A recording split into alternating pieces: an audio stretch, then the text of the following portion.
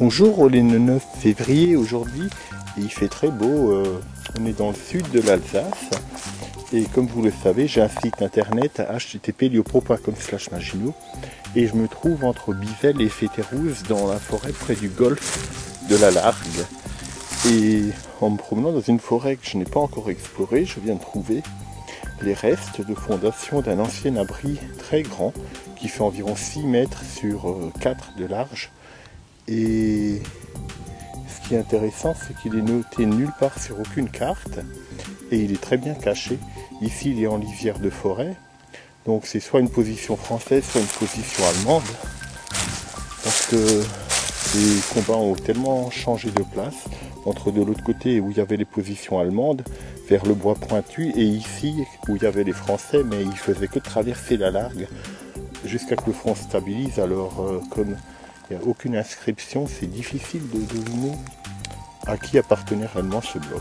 Donc je vais en faire des photos et je vais soumettre à des amis experts qui vont me dire de quel bloc s'agit en réalité, soit français, soit allemand. Donc on voit très bien les tranchées qui courent un peu partout. Et je ne vais pas aller de l'autre côté comme c'est le domaine du golf, parce qu'on peut jouer au golf, le sport quoi. Donc je vais me contenter de prendre des photos dans la partie publique.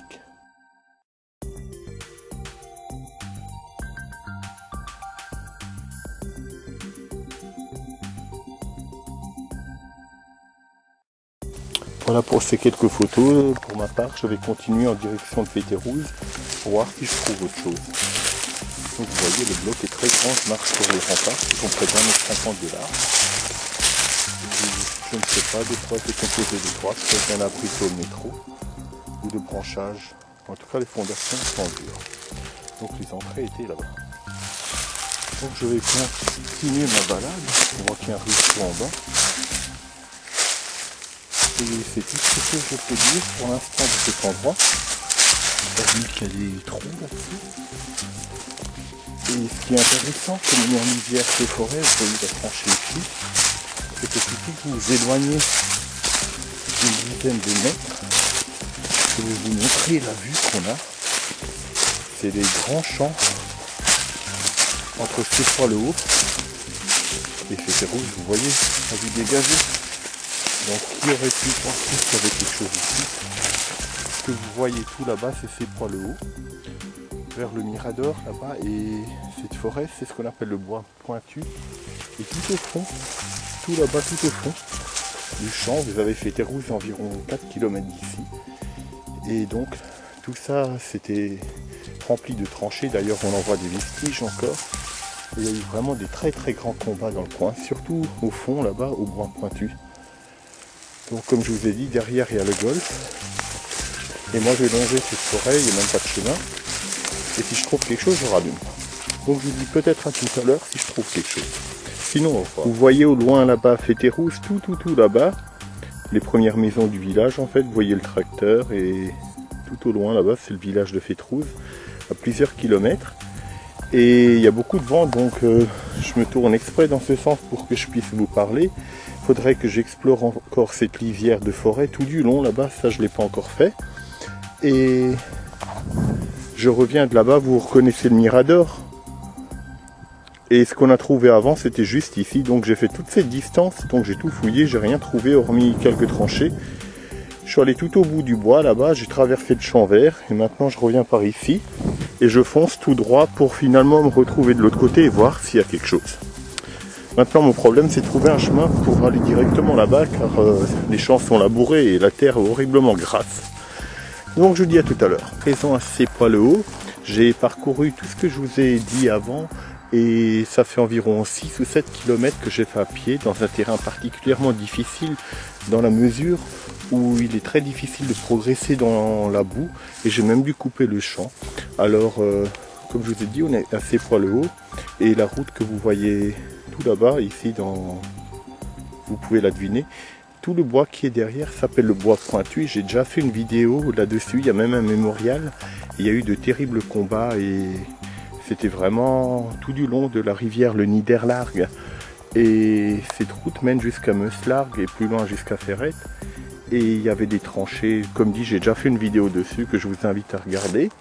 Et ici je me trouve donc du côté français et je viens de trouver, donc au-dessus de cette colline, c'est là où je me suis baladé tout du long avant, dans les champs et tout, et donc je suis revenu à mon point de départ. Et voici un reste de bloc complètement enfoui, mais juste derrière il y a des tranchées qui courent un peu sur une centaine de mètres, et vous voyez qu'à flanc de falaise il reste des bouts de bloc-post. Alors malheureusement, on ne peut même pas dire dans quel état c'est en dessous, tout est démoli. Donc en tout et pour tout, il ne reste plus que ce morceau de béton en fait. Donc je le prends en photo pour souvenir, histoire de le placer sur une carte.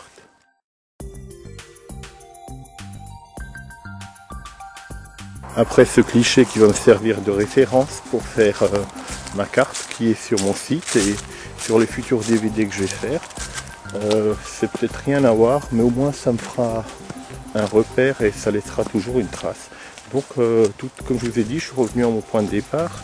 J'ai fait 50 mètres encore par ici, je suis monté là-haut et j'ai fait tous les champs, mais cette fois j'ai continué tout du long de cette route. Comme vous voyez, il y a le bois pointu là-bas, cette fameuse forêt éclairée par le soleil. Et vous voyez comme est la falaise. Ici il y a un morceau qui s'est éboulé et on voit bien que c'est des galets de la terre. C'est vraiment un reste de rivière qu'il y avait ici. De toute façon on est dans la vallée de la Largue. Donc j'ai éteint et dans 100 mètres je vais rallumer pour vous montrer le deuxième bloc détruit qui reste encore. Ce fameux deuxième bloc, l'autre se trouvait près du panneau rouge que vous voyez ici sur la gauche. Donc je me suis déplacé de quelques mètres et vous voyez en fait il est ici. Et tout ce qui le trahit, c'est ce trou qui en fait, comme vous pouvez le voir, c'est du béton et non des graviers. Et vous voyez un reste de barbelé dedans et le reste du béton qui est complètement démoli. En fait ça doit être un trou d'obus ou équivalent. Donc tout est comblé, il n'y a aucun autre accès. Donc je vais quand même prendre une photo de ce petit point ici.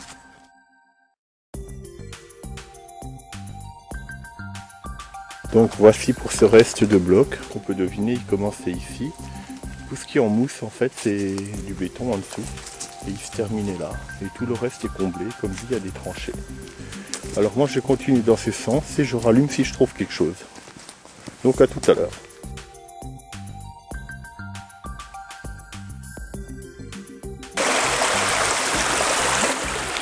Alors je me trouve au bord de la Largue, je me suis aventuré au bout du chemin. Je ne peux pas aller plus loin parce que je tombe dans la propriété du golfe de nouveau. Donc je vais faire environ 2 km. Et ce que vous voyez ici, c'est les vestiges d'un ancien petit barrage avec une passerelle. Vous voyez ici, il y avait des poutres qui traversaient, on pouvait barrer la rivière. Donc malheureusement c'est infranchissable, il faudrait sauter, c'est tout possible, mais j'ai pas envie de le faire, puisque de toute façon c'est une propriété privée de l'autre côté. Et il est intéressant de noter qu'à flanc de colline où on était avant, eh ben, on trouve des restes de tôle métro d'origine. Alors vous voyez, c'est de la vraie tôle métro, bien large. Et il est clair qu'elle venait d'un abri, probablement dans le coin ici. Et voilà ce que je peux dire de cet endroit, puisque je ne peux pas aller plus loin sans une autorisation. Évidemment, on ne rentre pas chez les gens sans autorisation. Donc je vais rebrousser chemin et je vais rejoindre mon véhicule. Alors si je trouve encore quelque chose, je rallume le caméscope, sinon je vous dis au revoir tout de suite. Et rendez-vous sur mon site http://heliopro.com/Maginot. Comme d'habitude, vous y découvrirez beaucoup de choses sur les fortifications, tout ce qui concerne la casemate des Vernes qu'on rénove, et pour les habitués, vous savez déjà comment faire. Et quant au nouveau, je vous invite à découvrir. Voilà, alors à tout à l'heure ou au revoir.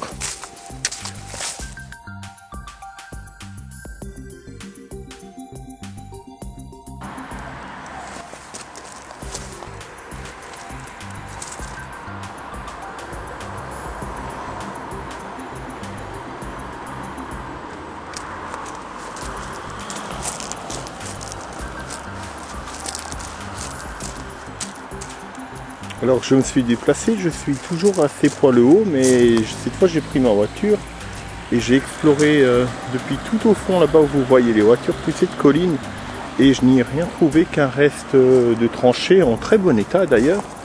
Et à l'endroit où je me trouve, il y a un monument ou des gens qui voulaient fuir l'incorporation de force, comme vous avez pu le voir, parce qu'à l'époque les Allemands obligeaient les Alsaciens à s'enrôler dans l'armée. Ils ont fui et ils se sont fait attraper ici, et certains ont été fusillés ici même et d'autres dans le Bas-Rhin. Et je vais un peu visiter un peu dans ce coin, sachant que là-bas j'ai vu des tranchées en très bon état, comme je vous ai dit, avec un ancien trou où il y avait sans doute un abri en bois, ou alors l'emplacement des fondations pour un futur bloc qui n'a jamais été construit en béton. Mais sans doute que c'était une position en bois. Et je vais voir un peu si la tranchée continue de ce côté. Ce dont je doute, vu que le front était derrière moi. Mais je vais quand même jeter un petit coup d'œil. Donc je vous dis soit tout de suite, soit une prochaine fois. Et je me trouve toujours près du monument que vous avez vu. Mais je me suis décalé sur les hauteurs. Et vous voyez le reste de tranchée qui reste tout du long à flanc de colline. Et en bas vous avez ces poils bas. Cette fois vous le voyez sur la droite là-bas, derrière les étangs. Je ne sais pas si vous voyez l'église tout au loin. On voit bien l'église. Et je suis sur la hauteur du camping de Sépois. Et ces tranchées a la particularité, regardez, de s'arrêter net ici et de continuer en béton en bas, ce qui est vraiment très curieux, pour finalement remonter de l'autre côté de ce petit ravin, et elle est également en béton. Et après elle continue encore un peu en béton et elle finit tout à fait en terre, comme d'habitude. Donc c'est une curiosité qui méritait d'être prise en photo. D'ailleurs c'est ce que je vais faire de ce pas.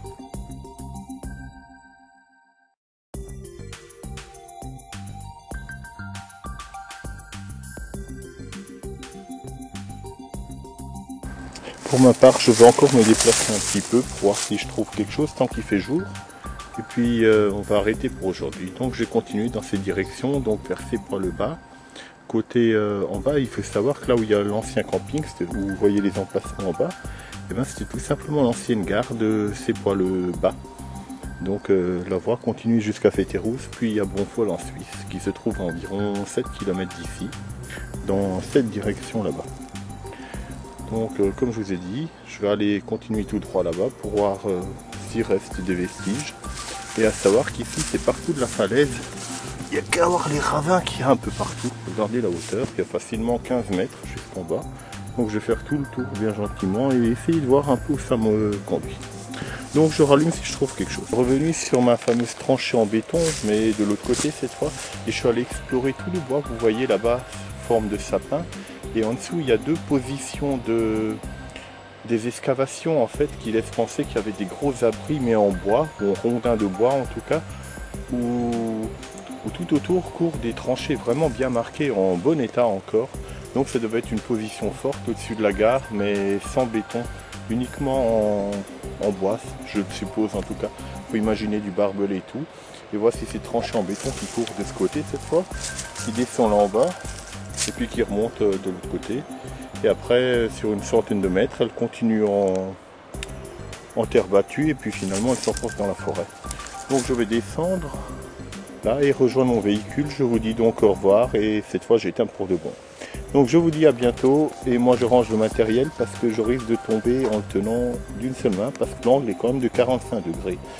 Donc voilà, je vous dis au revoir et à bientôt.